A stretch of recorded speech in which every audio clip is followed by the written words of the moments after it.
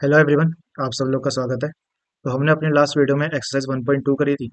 आज इस वीडियो में हम डिस्कस करने वाले हैं एक्सरसाइज 1.3 को। ठीक है। तो ये हमारे पास में फर्स्ट क्वेश्चन है।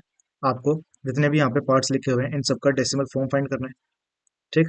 उसके बाद हमें ये बताना है कि जो ये डेसिमल एक्सपेंशन आएगा ये किस काइंड का है। किस काइंड का मतलब कौन सी टाइप का है। ठीक है बच्चे। तो देखो, जब हमने रैशनल नंबर की बात करी थी, क्योंकि यहाँ पे जितने भी नंबर हमारे पास में लिखे हुए हैं ये सब पी बाई क्यू की फॉर्म में।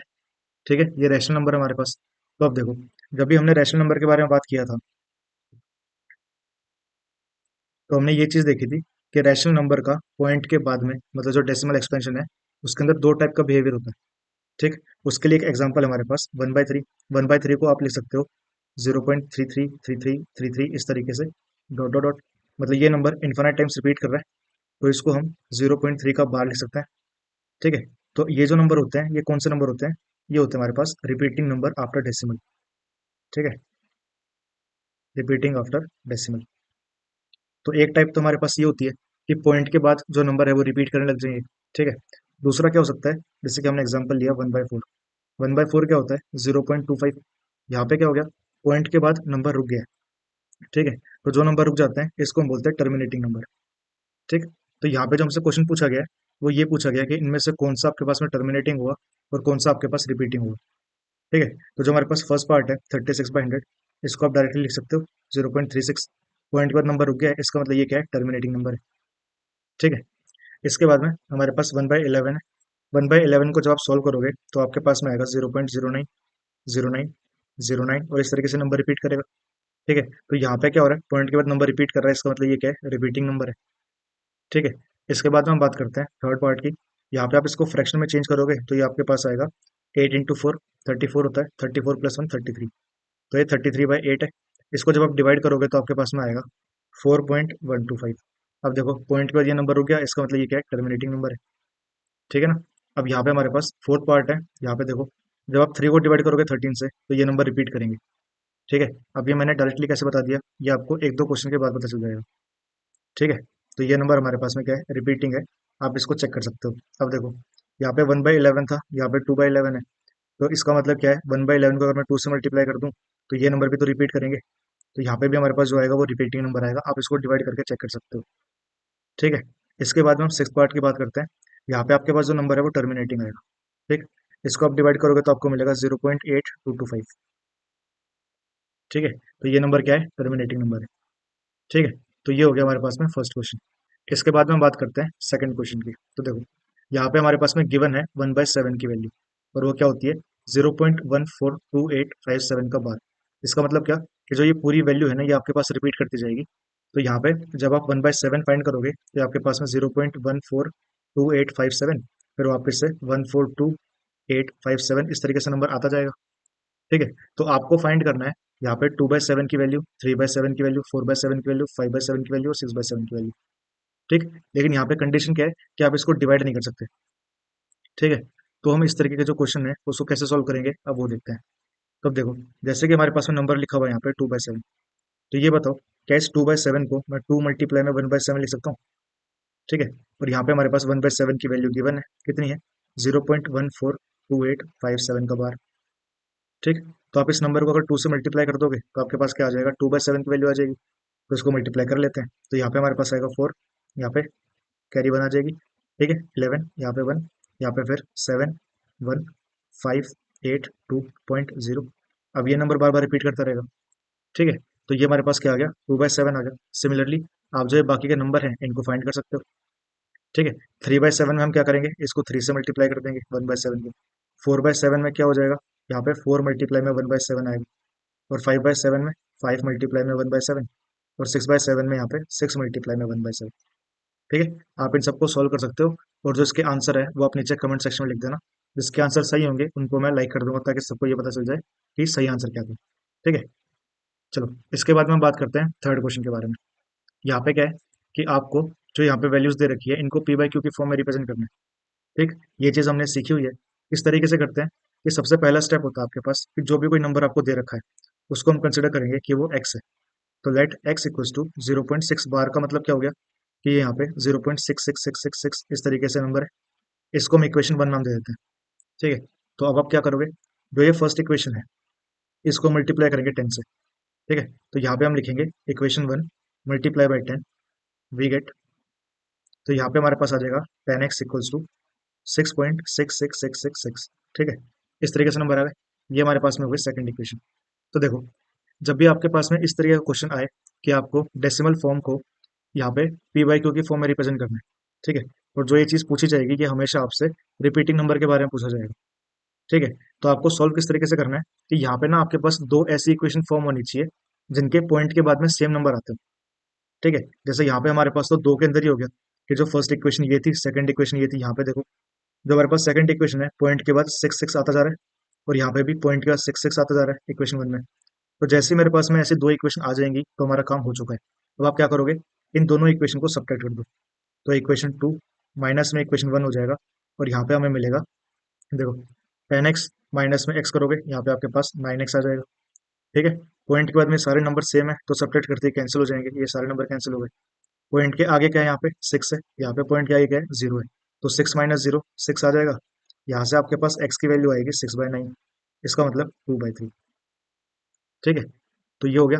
अब देखो, इसका जो सेकंड पार्ट है उसको सॉल्व करते हैं। यहाँ पे क्या है, 0.47 का बार है। देखो, जिस नंबर के ऊपर बार होता है ना वही इन्फिनिट टाइम रिपीट करता है। तो इसका मतलब जो ये नंबर मेरे पास में दे रखा है, ये x इक्वल्स टू 0.47777 इस तरीके से नंबर है। ये हमारे पास फर्स्ट इक्वेशन हो गई। अब जो हमने लास्ट पार्ट में किया था वही करते हैं, इक्वेशन वन को 10 से मल्टीप्लाई कर देंगे, तो हमें मिलेगा यहाँ पे 10x इक्वल्स टू 4.7777 इस तरीके से नंबर आएगा। अब देखो, ये हमारे पास में सेकंड इक्वेशन हो गई। ठीक है, लेकिन अगर आप यहाँ पे ध्यान से देखोगे तो जो लास्ट केस में क्या हुआ था, सेकंड इक्वेशन के आगे हमें सॉल्व करने की जरूरत नहीं पड़ी थी।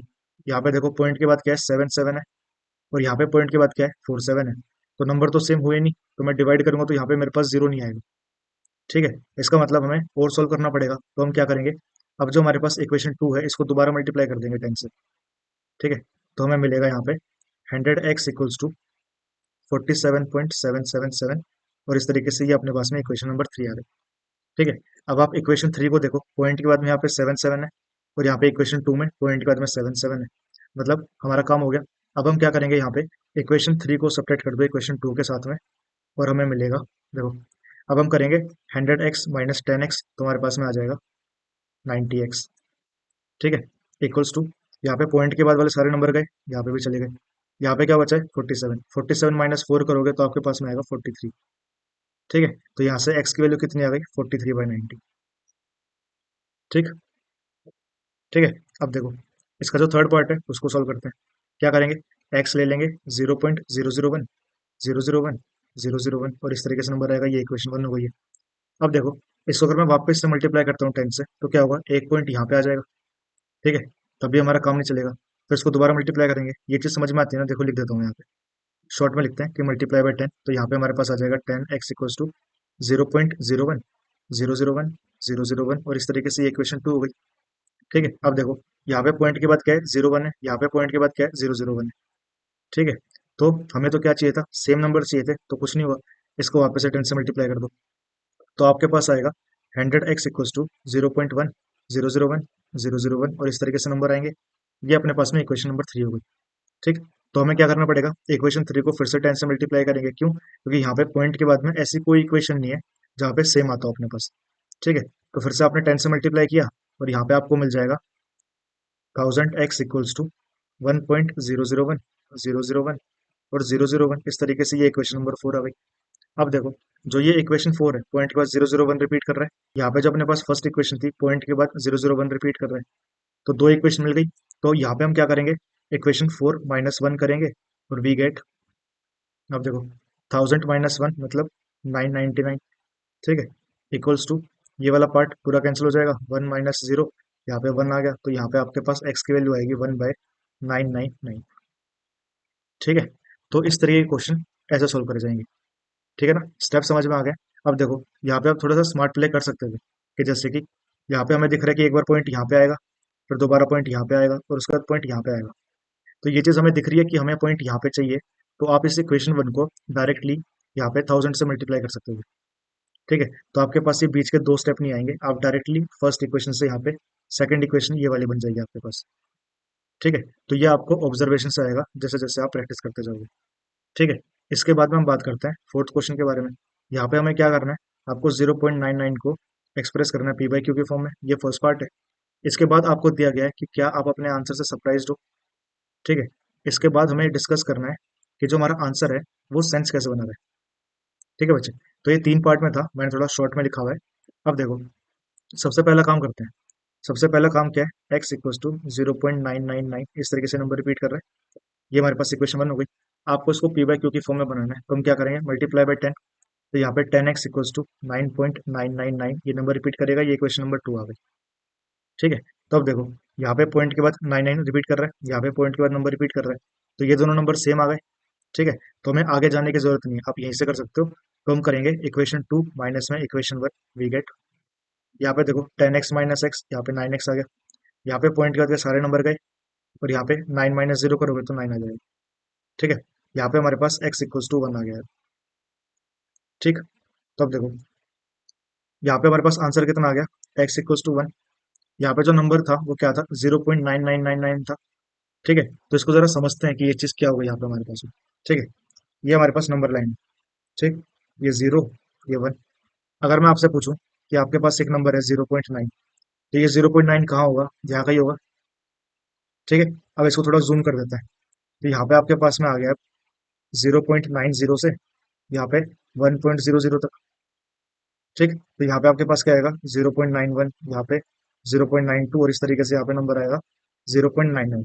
ठीक है। तो अब मैं आपको बोलूँ कि जो आपके पास में 0.99 है, ये कहाँ आएगा, ये यहाँ का ही आएगा। फिर इसको आप जूम करोगे, यहाँ से आपसे पूछूंगा 0.999 कहाँ पे आएगा। ठीक है। तो क्या आपको ये चीज दिख रही है कि जो हमारे पास में ये नंबर है 0.99 अप टू इन्फिनिटी, ये जो नंबर होगा ये इन्फिनेटली क्लोज होगा वन के। इन्फिनेटली मतलब वेरी वेरी क्लोज, कि ना ये एकदम वन के पास पहुंचने वाला है। ठीक। तो इस तरीके का जो नंबर होगा, तो यहाँ पे जो हमारे पास आंसर आया है, ये हमारे पास में सेंस बनती है कि एक ऐसा नंबर जो वन के एकदम ही पास में चला गया तो उसको हमने वन ही मान लिया। ठीक है बच्चे। तो ये इसके पीछे का लॉजिक है, चीज बस समझने के लिए कि यहाँ पे क्या हो रहा है। आपको एग्जाम में ये नहीं बनाना कि जूम वगैरह करोगे। ठीक है। आप एग्जाम में क्या लिखोगे अभी मैं आपको वो बता देता हूँ। तो अब देखो, सबसे पहला तो हमने आंसर फाइंड कर लिया। यहाँ पे जो आर यू सरप्राइज था, इसका आंसर लिखेंगे यस वी आर सरप्राइज्ड। ठीक है, ये आप लिख देना। अब इसके बाद है कि आंसर सेंस कैसे बनाता है उसको लिखते हैं। ठीक है। तो यहाँ पे हम लिखेंगे as 0.999 is very very close to 1। ठीक है।